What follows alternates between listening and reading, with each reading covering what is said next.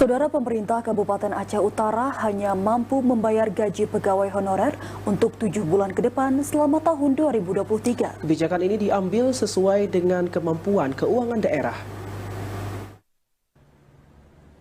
Para pegawai honorer di lingkungan pemerintah Kabupaten Aceh Utara hanya akan dibayar selama 7 bulan di tahun 2023. Hal ini akibat minimnya keuangan sejak 2021.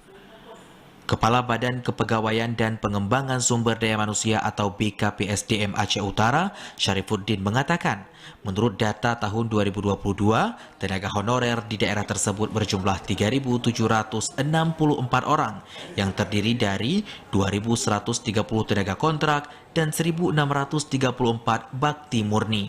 Sesuai dengan regulasi, pemerintah daerah Aceh Utara belum merumahkan ribuan honorer ini hingga November 2023 mendatang.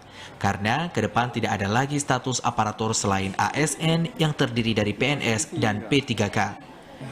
Untuk tenaga kontrak, gaji yang dibayar sebesar Rp750.000 dan bakti murni sebesar Rp300.000 per bulannya, tergantung kewenangan dan instansi masing-masing tempat mereka mengabdi. Untuk diketahui, sejak tahun 2021 pemerintah hanya mampu membayar gaji para honorer selama 7 hingga 9 bulan, tidak penuh 12 bulan dalam setahun. Hari ini, sesuai dengan DPA yang telah disiapkan khususnya di kami lah, saya kira juga berlaku di tempat lain, itu tenaga kontrak di 2023 itu diperpanjang dan dialokasikan anggaran sesuai dengan kemampuan daerah kita itu untuk sementara itu hanya 7 bulan.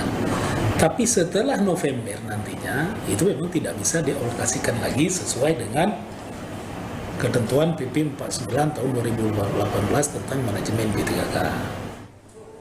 Pemerintah Kabupaten Aceh Utara mengaku sangat peduli dengan para pegawai honorer, namun hal itu terpaksa dilakukan sesuai dengan regulasi yang berlaku.